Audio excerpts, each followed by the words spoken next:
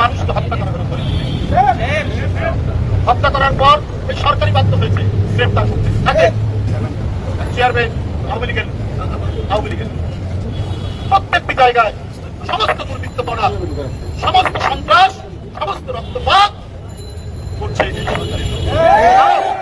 এদেরকে দিয়েই তো অন্যায় করানো হয়েছে, এদেরকে দিয়েই তো বিএনপির এবং গণতন্ত্রকামী মানুষের মিছিলের উপর আক্রমণ চালানো হয়েছে। এদেরকে দিয়েই এরাই গ্রামে গঞ্জে জনপদের পর জনপদে পুলিশকে বাড়ি চিনিয়ে দিয়েছে। এইটা বিএনপির লোকের বাড়ি, এটা যুবদলের বাড়ি।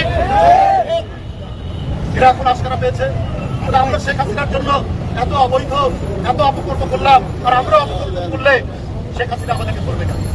তাই তারা একটা অলিখিত ফ্রি লাইসেন্স পেয়ে গেছে মানুষ হত্যা, টাকা লুটে, টাকা পাচারে একের পর এক তারা এই ঘটনা। আসসালামু আলাইকুম সুপ্রিয় দর্শক, অবশেষে ফরিদপুরে দুই মুসলিম শ্রমিকের হত্যার বিষয়ে কথা বললেন বিএনপির যুগ্ম মহাসচিব রুহুল কবির রিজভী। আজ ঢাকার পল্টন থেকে বিএনপি নেতাকর্মীদের মুক্তির দাবিতে বিশাল বিক্ষোভ মিছিল বের করে। এই বিক্ষোভ মিছিলে প্রধান অতিথি হিসেবে বক্তব্য রাখেন বিএনপির যুগ্ম মহাসচিব রুহুল কবির রিজভী। তিনি বলেন, ফরিদপুরে দুইজন শ্রমিককে নির্মমভাবে হত্যা করেছে মিথ্যা অভিযোগের ভিত্তিতে। তিনি প্রকাশ্যে হত্যা করেছেন, তিনি হচ্ছেন আওয়ামী লীগের একজন চেয়ারম্যান।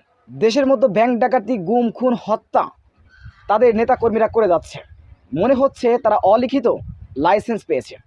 সুপ্রিয় দর্শক, এছাড়াও নানা মন্তব্য করেন রুহুল কবির রিজভী। আমরা তার মুখ থেকে বিস্তারিত জেনে আসবো।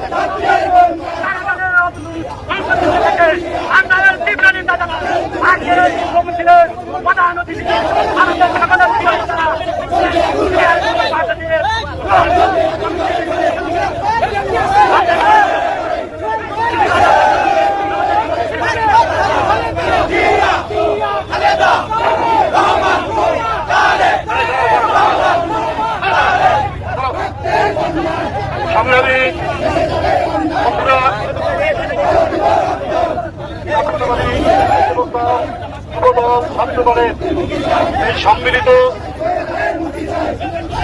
বিক্ষোভ মিছিল শেষে এই পথসভায় এখানে উপস্থিত রয়েছেন বিএনপির জাতীয় নির্বাহী কমিটির সাংগঠনিক সম্পাদক অ্যাডভোকেট আব্দুল সালাম আজাদ, এখানে উপস্থিত রয়েছেন বিএনপির জাতীয় নির্বাহী কমিটির সহ অর্থনীতি বিষয়ক সম্পাদক মাহমুদুর রহমান সুমন, এখানে উপস্থিত রয়েছেন জাতীয়তাবাদী স্বেচ্ছাসেবক দলের সাবেক সহসভাপতি ছাত্র নেতা কাদরুজ্জামান, এখানে উপস্থিত রয়েছেন ছাত্র দলের সাবেক ভারপ্রাপ্ত সভাপতি রাশেদ, উপস্থিত রয়েছেন স্বেচ্ছাসেবক দলের সাবেক সহসভাপতি হাওলাদার, সদ্য কারাবন্দী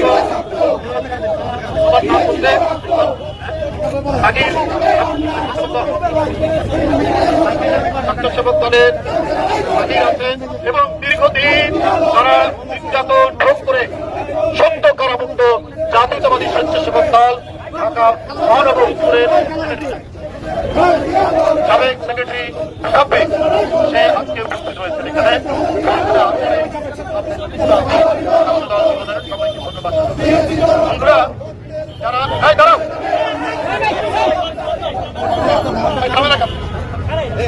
স্বেচ্ছাসেবক জাতীয়তাবাদী দলের নেতৃবৃন্দ সত্যের পক্ষে যারা কথা করে বক্তব্য রাখেন তারা ব্যাংক ডাকাত যারা টাকা লুট করছে, যারা দেশব্যাপী নারী নির্যাতন, শিশু নির্যাতন, যারা অন্যের জমি বাড়ি ঘর দখল করছে, যারা নদী নালা দখল করছে, যারা ভোট ডাকাতি করছে, তারা আজকে দণ্ড প্রতাপে সারা বাংলাদেশ দাপিয়ে বেড়াচ্ছে। তারা সবাই ক্ষমতাসীন দলের। এটা প্রমাণিত। দুইজন শ্রমজীবী মানুষকে হত্যা করার পর এই সরকারি বাধ্য হয়েছে গ্রেফতার করতে। চেয়ারম্যান আওয়ামী লীগের প্রত্যেকটি জায়গায় সমস্ত দুর্বৃত্তপনা, সমস্ত সন্ত্রাস, সমস্ত রক্তপাত করছে এই সরকারি দল। এদেরকে দিয়েই তো অন্যায় করানো হয়েছে, এদেরকে দিয়েই তো বিএনপির এবং গণতন্ত্রকামী মানুষের মিছিলের উপর আক্রমণ চালানো হয়েছে, এদেরকে দিয়েই এরাই গ্রামে গঞ্জে জনপদে পুলিশকে বাড়ি চিনিয়ে দিয়েছে। এইটা বিএনপির লোকের বাড়ি, এটা যুবদলের বাড়ি। এরা এখন আস্কারা পেয়েছে। আমরা শেখ হাসিনার জন্য এত অবৈধ, এত অপকর্ম করলাম, আর আমরা অপকর্ম করলে শেখ হাসিনা আমাদেরকে করবে না। তাই তারা একটা অলিখিত ফ্রি লাইসেন্স পেয়ে গেছে মানুষ হত্যা, টাকা লুটে, টাকা পাচারে একের পর এক তারা এই কর্মকাণ্ড করছে।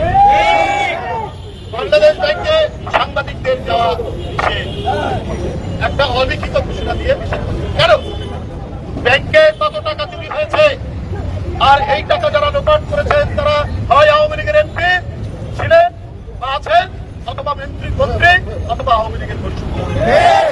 এই তথ্যগুলো যাতে সাংবাদিকরা না পায়, ব্যাংক লুটের এবং দুর্নীতির চিত্র যাতে সাংবাদিকরা না পায়, এই কারণে এই নিষিদ্ধ করা হয়েছে।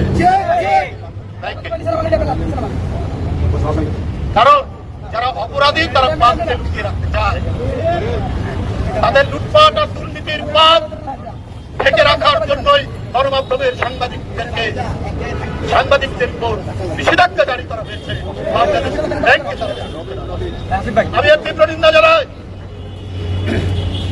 এই হরিলুটের সরকার, এই মহাদুর্নীতির সরকার, এই মহাচোরদের লালন পালনের সরকার, এরা আর ক্ষমতায় থাকলে মানুষের ঘর বাড়ি ফসল পিতা এরা সব দিকে করে দিচ্ছে। আপনাদেরকে একটি ঘটনার কথা, এদেশের রাজনৈতিক দলগুলোর মধ্যে ঐক্যমত হয়নি। ইভিএম এ ইলেকট্রনিক ভোটিং মেশিন এইটাতে ভোট দেওয়ার ব্যাপারে রাজনৈতিক দলগুলো একমত হয়নি। অধিকাংশ রাজনৈতিক দলগুলো অধিকাংশ শুধু আওয়ামী লীগ ছাড়া, আওয়ামী লীগের দিয়ে তারা 2018 সালের আগে এই ইলেকট্রনিক ভোটিং মেশিন ইভিএম এ ভোট দেওয়ার জন্য 3,825 কোটি টাকা 1.5 লক্ষ ইভিএম তাদের গ্যারান্টি ছিল 9-10 বছর। সেই ইভিএম মেশিনগুলো সব নষ্ট হয়ে গেছে। ভারতে 1996 সালে ইভিএম মেশিন ব্যবহার করে ভোট দেওয়া, এটা সব রাজনৈতিক দল একমত হয়ে আর সেইখানে যে ইভিএম মেশিনের দাম তার চাইতে 11 গুণ 12 গুণ বেশি দিয়ে বাংলাদেশ ইভিএম মেশিন কিনেছে, অথচ সেগুলো নষ্ট। কারণ তারা যে ত্রুটিযুক্ত ইভিএম মেশিন দিয়ে তারা যে ভোট কারচুপি করবে, এখানে যদি ধরেন সবাই অংশগ্রহণ করতো, কেউ যদি ধানের শীষে টিপ দিত, সেটা যে চলে যেত নৌকায়, এই কাজ সাথে ছিল, এটা আবারও প্রমাণিত। এটা এক মহা দুর্নীতির বিরাট খনি এই নির্বাচন কমিশন আর ইভিএম দিয়ে এই সরকার আর এই নির্বাচন কমিশন।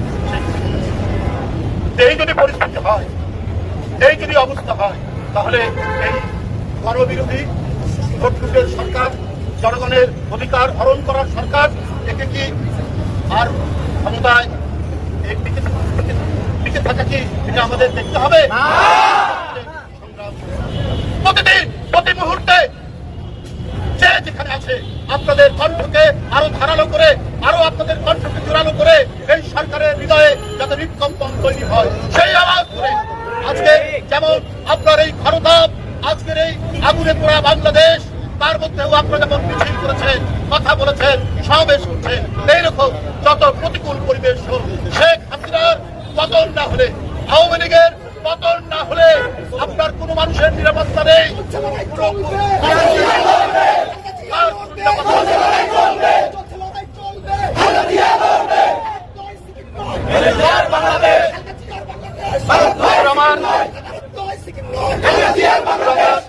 ওবায়দুল কাদের সাহেব আমার কালকে বলেছেন, আমি বক্তব্য রেখেছিলাম একটা বিষয়, যে তারা তো দেশের সার্বভৌমত্ব, স্বাধীনতা সবকিছু বন্ধক রেখেছেন দেশে, তো বাংলাদেশ নিয়ে পাকিস্তান বলেছেন। এই জন্য ওবায়দুল কাদের সাহেব খুবই আনন্দিত। ওবায়দুল কাদের সাহেব এত আনন্দিত, এইটা আবার তিনি চিৎকার করে জোরালো ভাষায় বলছে, ওই পাকিস্তানও তো আমাদের। আপনারা পাকিস্তানের কথা শুনলে গোসল করেন কয়েকবার, আজকে শুধু আরো বাংলাদেশ সামগ্রিক প্রশংসা করেছে, সেইটা জোর গলায় বলছে আর বলে বিএনপির সাথে নাকি ফিরিয়ে। কিন্তু ওরা তো একটা জিনিস, বিএনপি সত্যের পথে যা বলে স্পষ্ট করে বলে, আর ওরা বলে তলে তলে, করে তলে তলে। ওবায়দুল কাদেরেরই ভাষা, এটা আমাদের ভাষা না। ওরা ওবায়দুল কাদের সাহেব আওয়ামী লীগ তলে তলে ফিরিয়ে সবার সাথে করে রাখে, কারণ ওরা অবৈধ, ওরা সত্য কথা বলতে পারে না, ওদের কোনো আদর্শ নেই। আদর্শ হচ্ছে লুটপাট, ওদের আদর্শ হচ্ছে ব্যাগনুর, ওদের আদর্শ হচ্ছে মানুষের অর্থ ভান্ডার, জমি জায়গা দখল। যাদের আদর্শ নাই তারা যে কোনো কাজ করতে পারে, ওবায়দুল কাদের সাহেবরা সেই কাজই করছে। আমি অবিলম্বে আমাদের নেতৃবৃন্দ, আন্দোলনের সংগ্রামের এক একজন সিপাহসালা, যারা দেশনেত্রী বেগম খালেদা জিয়া, যিনি রাজবন্দী রয়েছেন, গণতন্ত্রকে চিরস্থায়ীভাবে বাকশালে পরিণত করার জন্য বেগম খালেদা জিয়াকে বন্দী করে রেখেছেন। আমরা সেই গণতন্ত্রের মা দেশনেত্রী বেগম খালেদা জিয়া মুক্তি চাই, মুক্তি মুক্তি মুক্তি চাই, খালেদা জিয়ার মুক্তি চাই, মুক্তি মুক্তি মুক্তি চাই, মুক্তি চাই, মুক্তি মুক্তি মুক্তি চাই, জুয়েল মুক্তি চাই, মুক্তি মুক্তি মুক্তি চাই। আমরা করে আন্দোলন বন্ধ করা যাবে না, আমরা দিয়ে আন্দোলন বন্ধ করা যাবে না। গণতন্ত্র প্রতিষ্ঠা করে আজকের যিনি আমাদের গণতান্ত্রিক আন্দোলনের অন্যতম প্রেরণা, যাকে নানা মামলা, নির্যাতন এবং সাজা দিয়ে, মিথ্যা মামলায় সাজা দিয়ে নানাভাবে নির্যাতন করছে দেশ।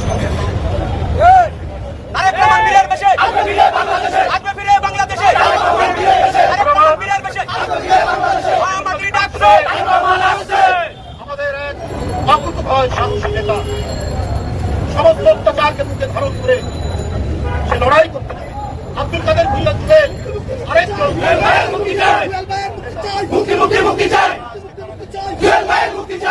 হাবিবুর রশিদ হাবিব, সে আছে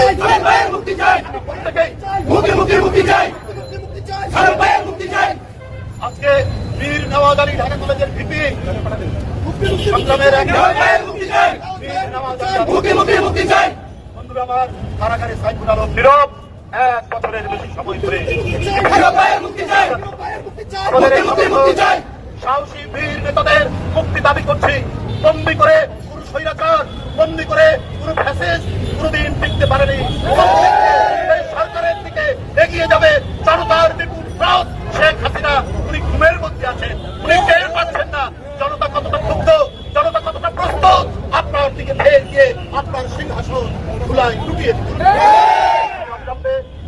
তাদের নাম বললাম,